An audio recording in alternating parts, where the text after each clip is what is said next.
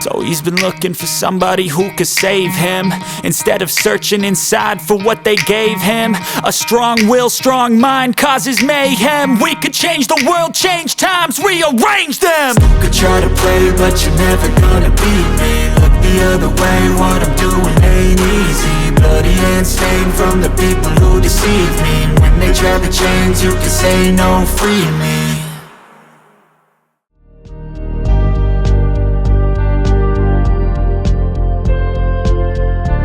I used to cry because I was too poor to afford a pair of football boots. Then one day, I saw a man with no feet, and in that moment, I realized just how rich I truly was. Zinedine Zidane was born on June the 23rd, 1972, in Marseille, France. He was the fifth child of Smail and Malika, an Algerian immigrant couple. They lived in La Castellane, a neighborhood overflowing with immigrant families, a place where poverty was common and crime was always close by. His father, Smail, worked nights as a store watchman. Maybe because of that, maybe simply because of poverty, Zinedine never once saw all 7 members of his family sit at the same table for a meal. From his earliest years, a single thought was etched into his mind. He would lift his family out of this life of hardship. Alongside other immigrant children from the neighborhood, Zidane discovered the game of football. But at that time, kids of African origin had little to no real chance in the sport. While his peers saw football as nothing more than fun or a way to kill time, for Zizou it was a lifeline, his one hope to escape poverty, not just for himself, but for his entire family. The first thing I learned from my father, he would later say, was that an immigrant must work twice as hard as everyone else and never ever give up. At the age of 9, Zizou joined the youth team of US Saint-Henri, but the challenges he faced went far beyond poverty. You might think his skin color made it easier for him to blend in. It didn't. Zizou was still a North African kid from a ghetto filled with others like him, and he was Muslim. As the only Algerian immigrant child in the team, he had to endure the prejudice of teammates and opponents alike. He shut his ears to all of it, choosing instead to focus on the game he loved. At 11, he moved to Septem-les-Vallons, spending 3 years there honing his skills. By 1986, he joined Cannes, the club where he would finally step into the professional world. Originally a striker, Zidane was soon shifted to the role where he would one day become a legend, the number 10. His coaches refused to waste his vision, intelligence, and technique up front. They knew this boy was meant to orchestrate the game. But as Zizou grew stronger, he also became more defiant. No longer a child, he was now a teenager who answered back to insults about his origins and his faith. He fought, he resisted, and perhaps the fiery temper that would later define the last game of his career was born in those very years. By the age of 18, it was clear Zidane was destined to make it. From the moment he signed his first professional contract, his parents never had to work another day in their lives. The dream he had carried since childhood had finally come true. His brothers, Farid, Majid, and Noureddin, became his managers. His sister, Leila, took charge of his image rights, and not a single one of them would ever struggle with money again. Zizou had changed the fate of a family of 7. Now, it was time to change the history of football itself.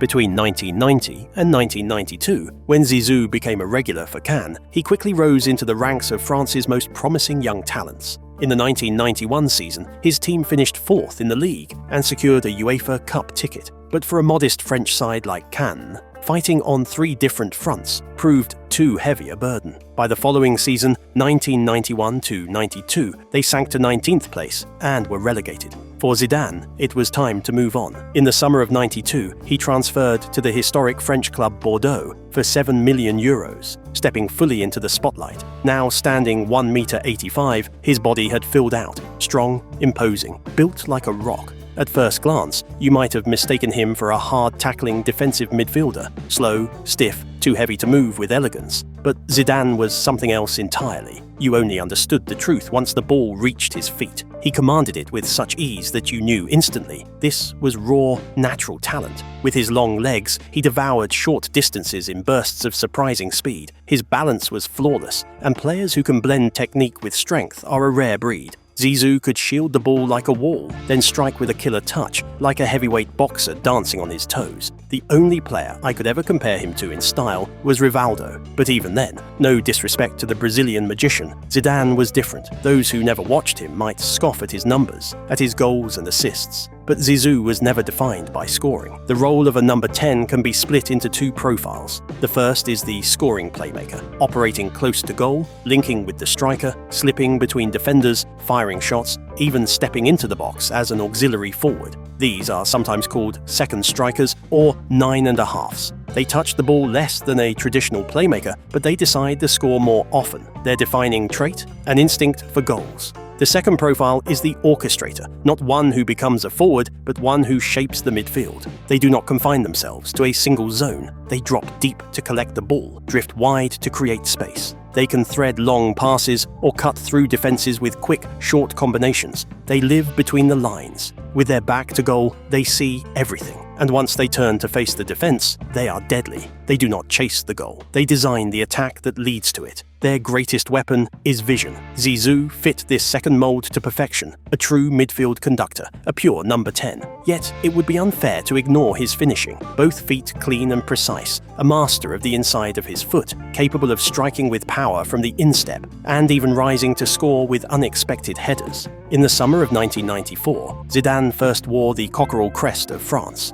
In a friendly against the Czech Republic, France trailed 2-0 when he came on with 27 minutes left. By the 85th minute, he had beaten two men and curled a brilliant strike with his left foot into the far corner. 2 minutes later, his thick head of hair, before the baldness set in, rose to smash a header at the near post. And with that, the message was clear. France now belonged to Zizou. During his 4 years at Bordeaux, Zidane played 170 official matches, scoring 38 goals and assisting 13. They never truly challenged for the league title, but in 1996, he led them all the way to the UEFA Cup final, where they fell to Bayern Munich. For a player of Zidane's talent, that was the ceiling Bordeaux could offer. The time had come to test himself on a higher stage. Next stop, his very first international tournament.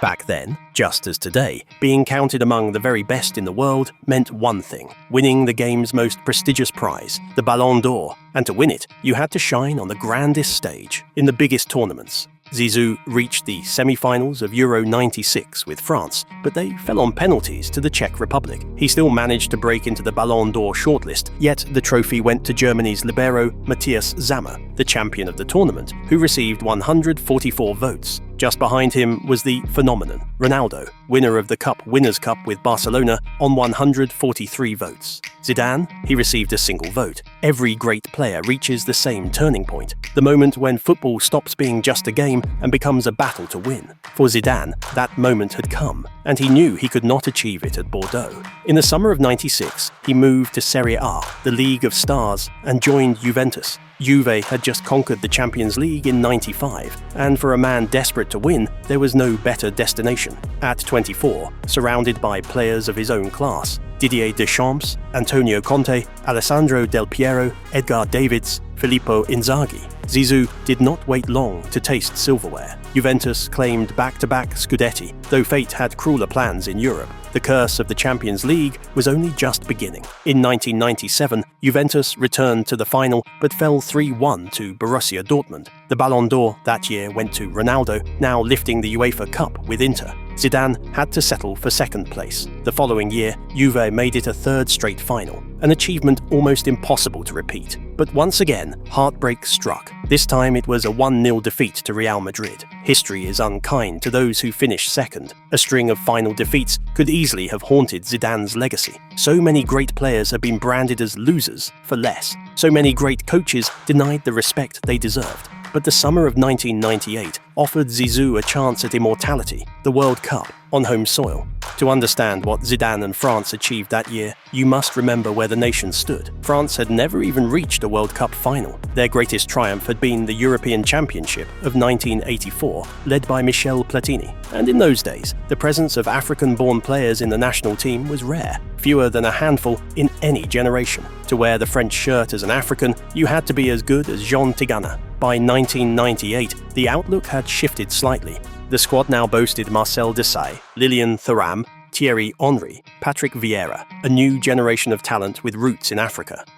yet the pressure was immense. Henry would later admit, "If we had failed, we would have been in serious trouble." All of France was proud of us, but pride did not last long. Soon people started questioning our origins, who was truly French and who wasn't. But when I looked at that team, I saw the real France. Step into the streets. Your neighbor might be Moroccan, an old man from Senegal, a shopkeeper from Nigeria, a waiter from Mali. That's France. And football's beauty is that it makes you forget the nonsense. Zidane was never one to stay quiet. Across his career, he would be sent off 13 times, every one of them a straight red. And as Henry hinted, had France failed, Zizou might have borne the heaviest blame. In the group stage, against Saudi Arabia, he stamped on an opponent in full view of the referee. The red card earned him a 2-match suspension. But France survived his absence and topped the group. From there, they swept aside Paraguay, Italy and Croatia. No one could stop them. The final at the Stade de France became a night that rewrote history. It was billed as a clash of the two best players in the world,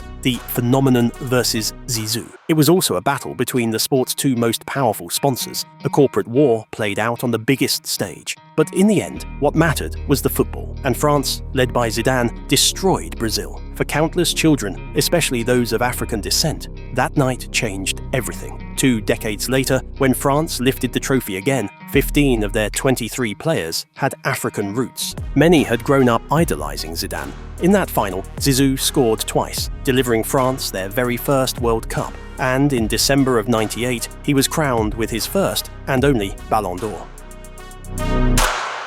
So he's been looking for somebody who could save him, instead of searching inside for what they gave him. A strong will, strong mind causes mayhem. We could change the world, change times, rearrange them. You could try to play, but you're never gonna beat me. Look the other way, what I'm doing ain't easy. Bloody hands stained from the people who deceive me. When they try to change, you can say no, free me.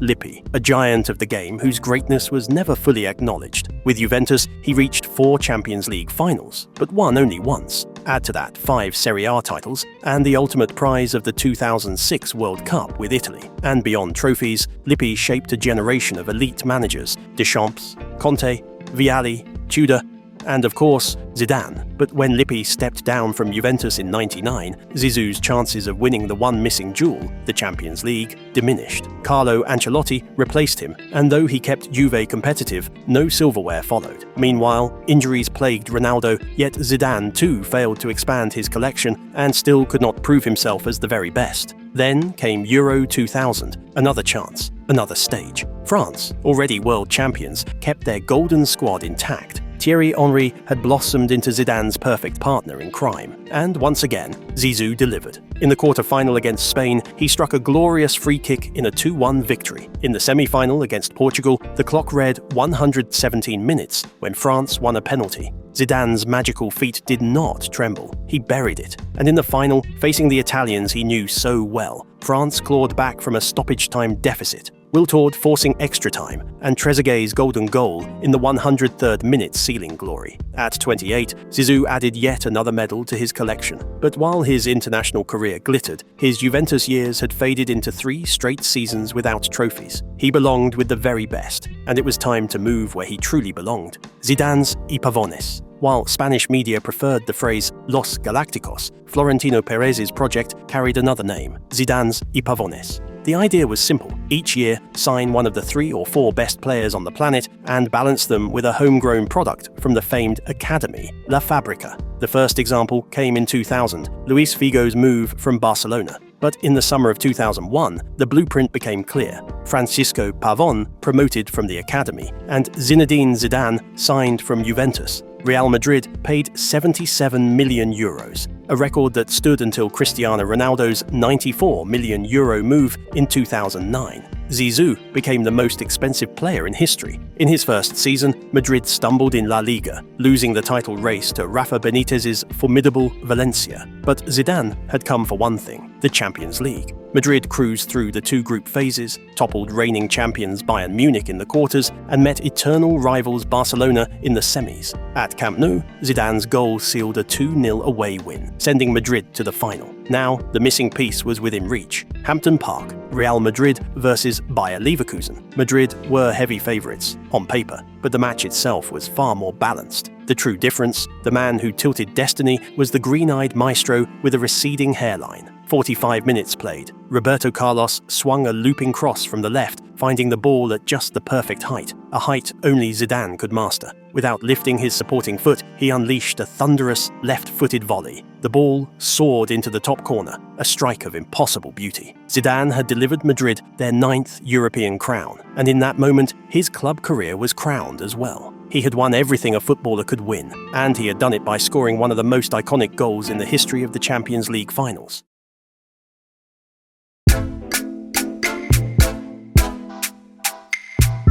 In the summer of 2002, the World Cup in the Far East was supposed to be Zidane's stage once again. France, champions of the last two major tournaments, looked to Zizou as their greatest weapon. But something unexpected happened. Just 5 days before the tournament, in a warm-up match against South Korea, Zidane was injured. He had rarely suffered injuries in his career, but this one changed everything. Without him, France were unrecognizable. Against Senegal and Uruguay, they managed only 1 point and not a single goal. Even when Zidane returned to play the final group game, he could not turn the tide. France exited the tournament without scoring once. Meanwhile, in that same World Cup, another story unfolded. The phenomenon Ronaldo shook off his own battles with injury and dominated the tournament. That summer, he joined Los Galacticos. Zidane and Ronaldo, rivals in their prime, yet also companions in greatness. They admired each other deeply, and for them, sharing the same stage did not dilute their glory, it only elevated it. From the moment I started training with Ronaldo, Zidane recalled,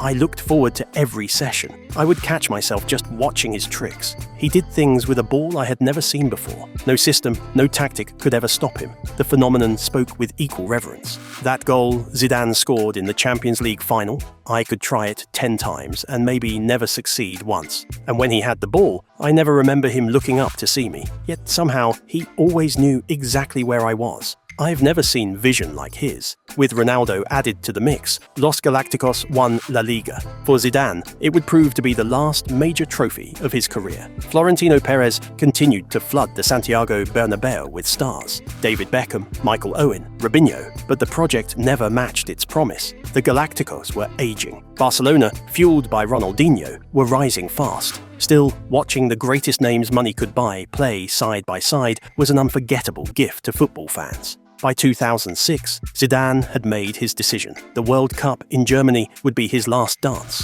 At 34, he stepped onto the stage one final time, and for a few weeks, he turned back the years. In the round of 16, he produced a goal and an assist against Spain. In the quarter-final, his magical pass set up Henry to eliminate Brazil. In the semi-final, his penalty sank Portugal. He had carried France to the final. In Berlin, destiny placed him face-to-face with an old ally, Marcello Lippi, now leading Italy. Zizou scored France's only goal in a final that ended 1-1 after 90 minutes. But in extra time came the moment no one will ever forget. An instant of rage, a clash of heads, and Zidane's last act as a footballer was a red card. He walked past the World Cup, head bowed, into the tunnel. For what happened, I am sorry, he later admitted, but I am not regretful. And perhaps with a career like his, there was little reason to be. As a manager, Zidane would go on to win more trophies than he did as a player, but ask anyone who saw him play, no one would ever trade the magician on the pitch for the man in the dugout. Zinedine Zidane was a brand unto himself, not the modern kind, where players market their own products. Zizou was different. He branded himself with nothing but football, with the roulette that bore his name, with chest controls that stole the breath, with heel flicks and first touches that left opponents frozen, with an intelligence that outpaced the game itself.